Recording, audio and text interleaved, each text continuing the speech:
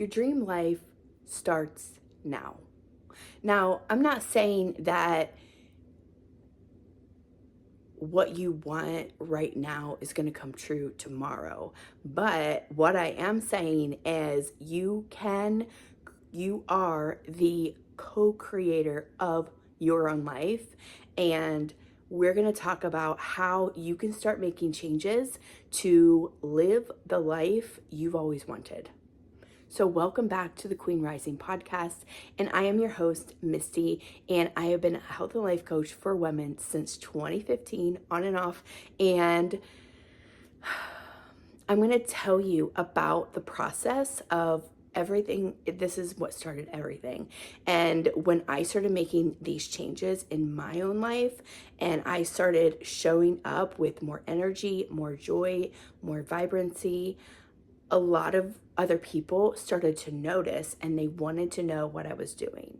If you have been feeling stuck, if you have been feeling stagnant in your life all year long since the beginning of January, or maybe even back to last November, you're not alone. Mars is the planet of our action, drive, motivation, and it's been retrograde. So if you've been feeling lost, a little lost this year, you're not alone. A lot of us have been feeling that, but I have good news.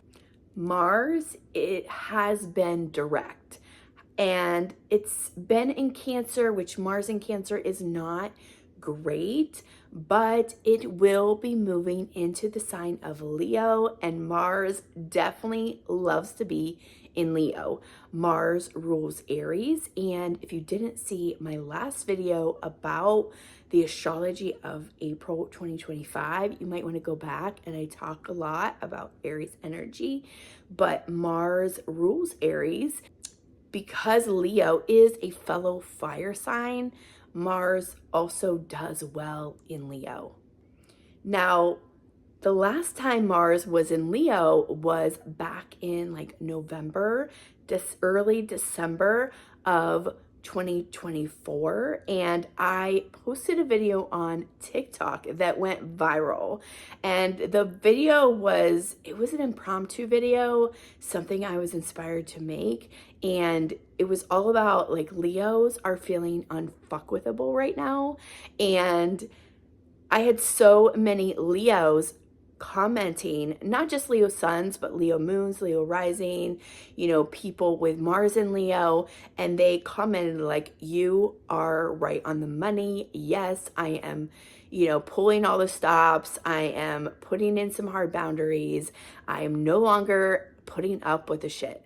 And that is what Mars in Leo, because it was retrograde, but now it's direct. So it's a little bit of a different energy. It's like go time. And a lot of the planets that have been in retrograde throughout the beginning part of this year, Mercury and Venus have also been retrograde. They're also going to be going direct. So this is kind of a go time. This is our point of reflection over the past 3 months is coming to an end, and now you're kind of getting your papers of like, what is your next mission and what is it you need to take action on right now. And so that is happening.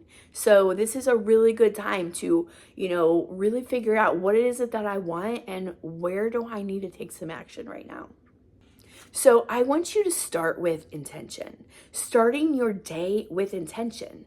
And recently, part of why I'm making this episode is I was feeling inspired. I went back to, some of my core frameworks and of what I do when I'm feeling uninspired, unmotivated, stuck, stagnant. And that's what I was feeling a few weeks ago. And so I wanted to really take you through my process in real time of this is what I have been doing. This is how I do it. And maybe it'll work for you. So I have an intention every day, and I come up with a series of words or feelings I want to feel in my life in multiple areas. And these, if you've never read Danielle Laporte's Desire Map, it's a book you can get on Amazon, and she has a planner also. And this is kind of where I got this practice. It is coming back to, like, how do I want to feel, and how can I feel this every day? How can I start with this? If you're familiar with manifestation, it really starts with a desire. And then when you can feel those feelings and you take action from that feeling, and then you start to see the physical evidence. So that is what we were doing here. But you need to start with your intention. And where I had a core set of feelings that I have been working with over the past several months. I started back last year, and I realized I had kind of brought all those feelings into fruition, and they were no longer like feeling inspired to create from. My core desired feelings last year was stability, connection, support, and confidence. And where I was in my life, those were very, very relevant. I was going through a divorce. I was living with my ex.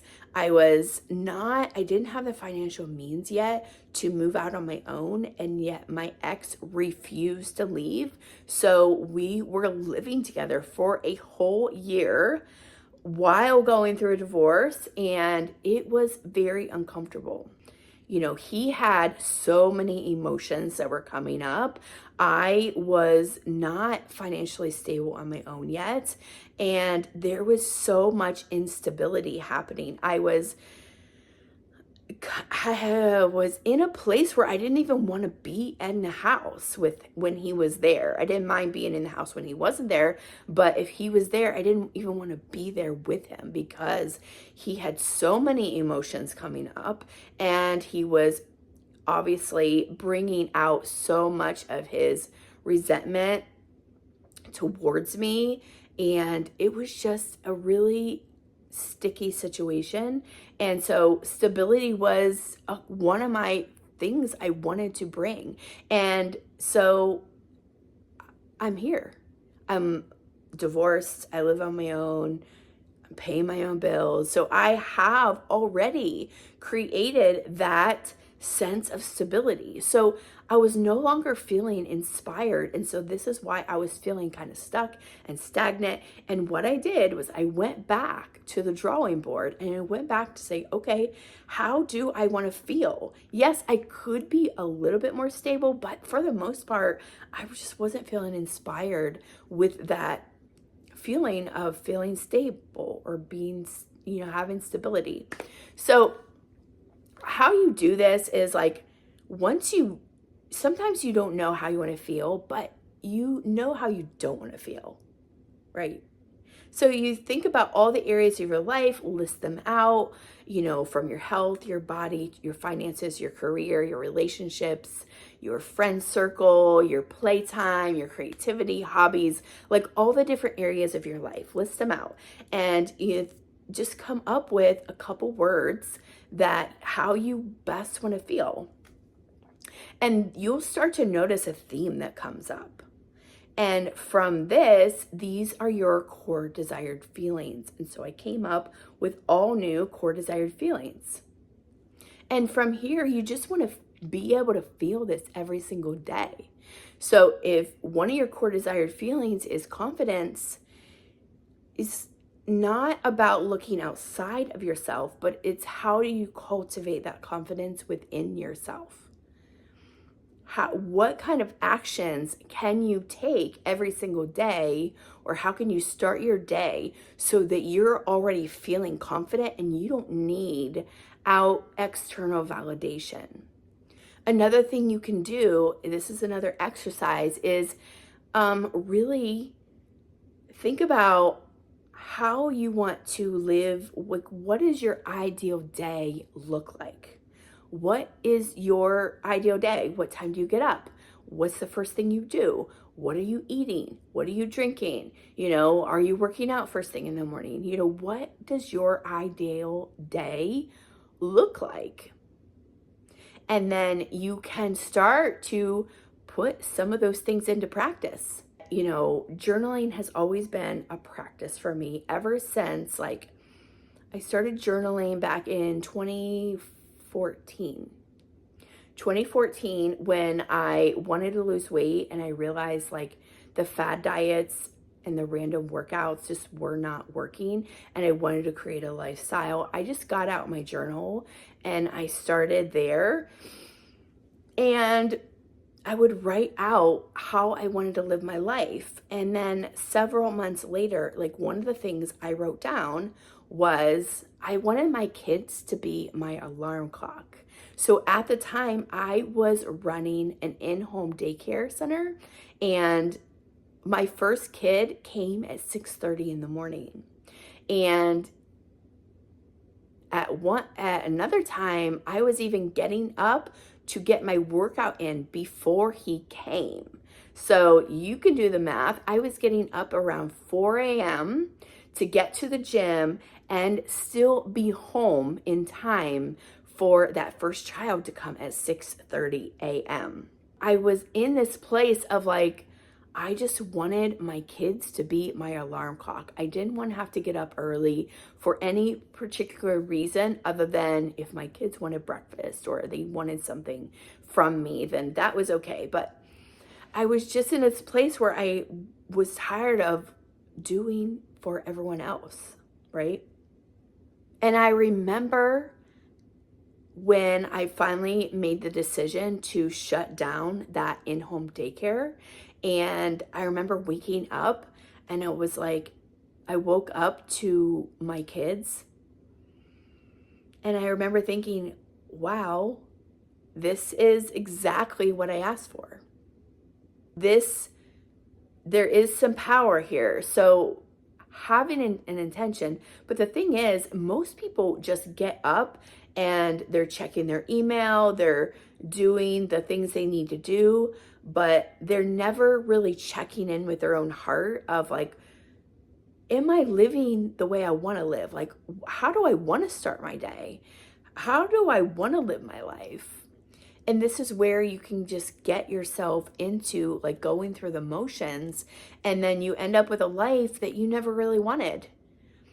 So being willing to check in, like, you know, what is it I most want to feel, and how do I want to start my day? So the next thing is having gratitude for what you have right now.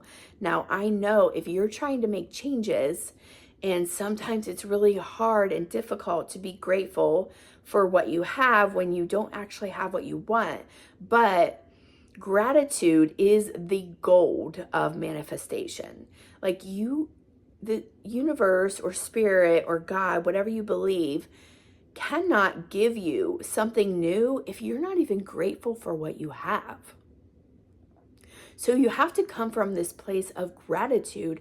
I don't care if it's the clothes that you're wearing, the food you just ate, the bed you're sleeping. It can be so basic. And if you don't even have those things, you can be grateful for nature. You can be grateful for sunlight. You can be grateful for being able to walk outside. You can be grateful for your own physical strength. Like, just find something to be grateful for and start there.